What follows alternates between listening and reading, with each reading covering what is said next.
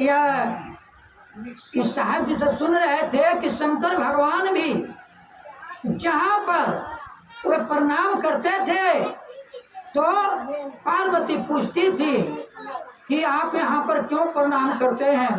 तो शंकर भगवान को कहना पड़ा कि यहाँ पर संत महात्मा की आवागमन होने वाला है, इसलिए धरती का भाग है, इसलिए इस धरती को प्रणाम करता हूँ। और फिर एक जगह जाते हैं तो वहाँ जो प्रणाम करने लगे, कहे कि आप तो धरती का प्रणाम करते हैं, यहाँ क्या है। कहे कि यहाँ जो है संत महात्माओं सत्संग करके चले गए हैं, वे संत महात्माओं के चरण का धूली जो है यह यहाँ पर पड़ा हुआ है, इसलिए हम यह धूली उठाकर और मस्तक पर लगाते हैं। तो देखिए जहाँ पर संत पधारते हैं और सत्संग की पकड़ अगर आपका सही है तो संसार से आप अवश्य ही निकल जाइएगा, आपका कोई रोकने वाला नहीं है। जैसे गंगा जो है पवित्र होती है, कभी अशुद्ध नहीं होती है। गंगा में करोड़ों मनुष्य जो है जाके स्नान कर लेते हैं, लेकिन वही संत महात्माओं जो स्नान करते हैं वे गंगा में, तो गंगा का पाप नाश हो जाती है और सदा का लिए पवित्र रहती है।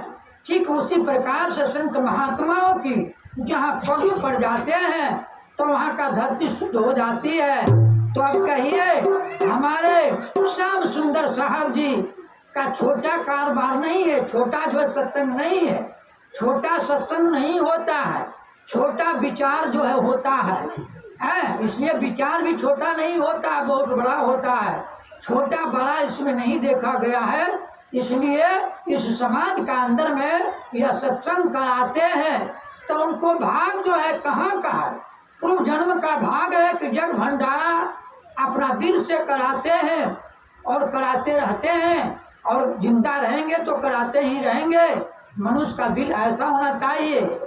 सारे संसार जो है यानी कहते हैं कि भैया आवत सत्संग में आने से दुर्बुद्धि दूर हो जाती है और एक से हमारे आपका कल्याण हो जाता है, अनेक से नहीं होगा।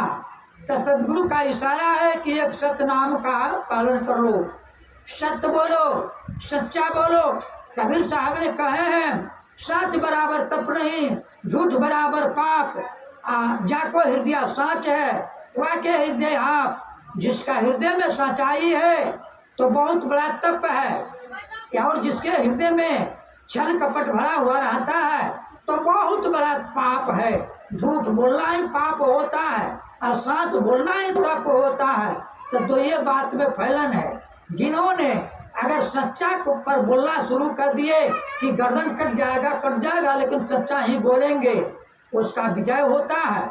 ऐसे भी गुरु को कहे हैं कि गुरु के चरण शिष्य काट चढ़ावे, बांध चले जमतान खाना।